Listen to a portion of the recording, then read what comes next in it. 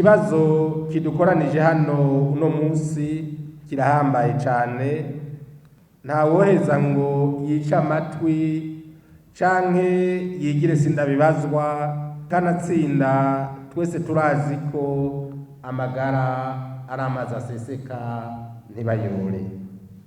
Nk'uko mwavyumvise, hari indwara y'akaranda gakomoka ku nkende yateye ku isi, na cane cane mu gihugu kibanyi ca Repubulika Iharanira Demokarasi ya Kongo, ariho benshi bavuga ko yoba yaje izananye. Kw'igenekerezo rya 10 Myandagaro umwaka w'2021, ishirahamwe mpuzamakungu ryitaho amagara y'abantu ku isi ryaramenyesheje icese ko iyo ndwara ari kiza kibangamiye amagara y'abantu ku rwego mpuzamakungu. Kw'igenekerezo rya 25 Mukakaro umwaka w'2024, niho leta y'u Burundi ibicishije mu bushikiranganji bwo kubungabunga amagara y'abantu no kurwanya ikiza ruhonyanganda sida yamenyesheje ko na hano mu gihugu cacu iyo ndwara y'akaranda gakomoka ku nkende yamaze kuhashika. Nk'uko tubikura mu vyegeranyo biva mu bushikiranganji bw'amagara y'abantu no kurwanya ikiza ruhonyanganda sida, gushika kw'igenekerezo rya 28 Myandagaro 2024, abari bamaze gusuzumwa iyo ndwara bari bamaze kugera ku 281. Ibiharuro bishobora kuba bitandukanye, mwumvise ibiharuro bikomeye cyane nivyashikirijwe na nyakubahwa umushikiranganji w'amagara y'abantu bikurikirana ku munsi. Turashimira Imana nk'uko umushikiranganji yabishikirije ko gushika ubu ata muntu n'umwe arahitanwa n'iyo ndwara.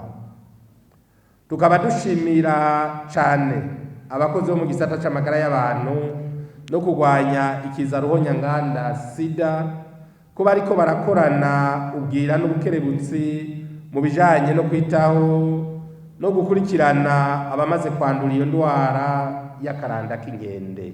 Indwara y'akaranda gakomoka ku nkende ni indwara yandukira cyane, ibabaza kandi igasinzikaza amagara, mbere bikavamwo no kwitaba Imana birimwo mu gihe uyanduye atituye ivuriro hakiri kare. Nico gituma twosaba ko umuntu wese yerekana ibimenyetso by'iyo ndwara yonyarukira kwa muganga kugira bamufashe atarasinzikara.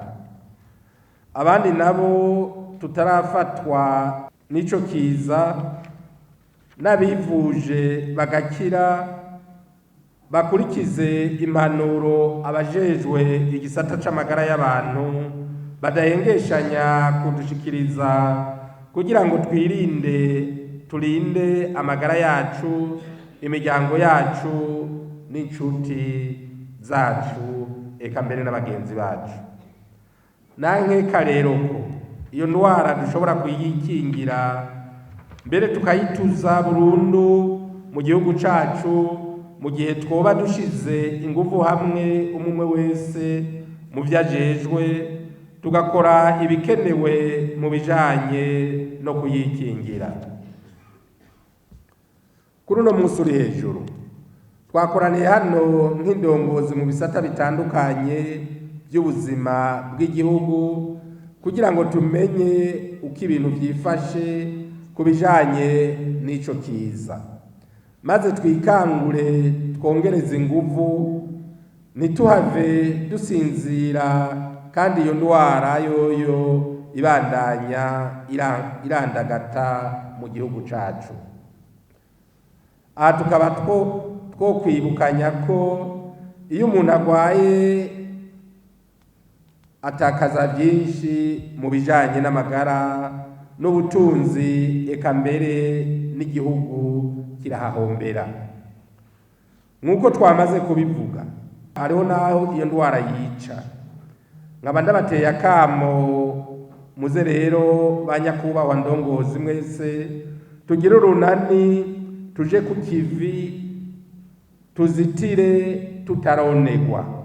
umwitwarariko wa leta mvyeyi, leta nkozi, nuko umwenegihugu wese yogira amagara meza ariyo mushinge w'iterambere rirama.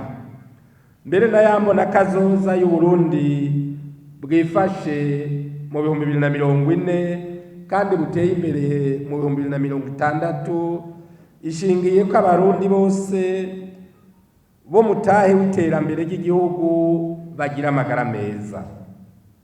Hano mu gihugu cacu kurwanya indwara z'ibiza biraraje ishinga leta y'u Burundi. Biragaragara aho mu kurwanya ikiza ca coronavirus twaciyemwo nyene icubahiro umukuru w'igihugu cacu c'u Burundi General Major Evariste Ndayishimiye yahagurutse agatanguza isekeza ndakira sinandura kandi sinandukiza coronavirus. Iryo sekeza ryatumye abarundi bose babandanya imirimo yabo ya misi yose kandi n'abanyamahanga baraza kutwigirako.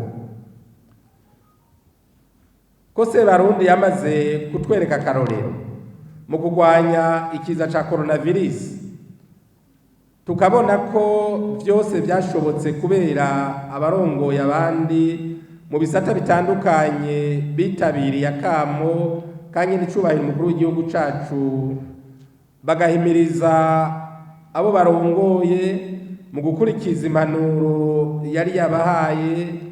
Nagomba ndabasabe n'ubu dukore gutyo nk'uko twabikoze kuri iyo coronavirus mu kurwanya ako karanda kava ku nkende.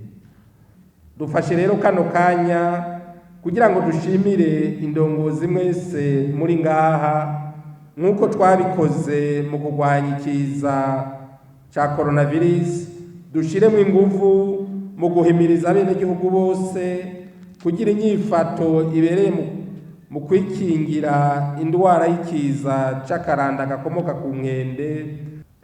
Nico gituma dusubiriye kandi gutera kama abarundi bose n'ababa ngaha mu gihugu cacu bose ngo duhagurukire rimwe twese turwanya ako karanda mu kwama twitwararika gukurikiza impanuro duhabwa n'abajejwe kubungabunga amagara y'abantu.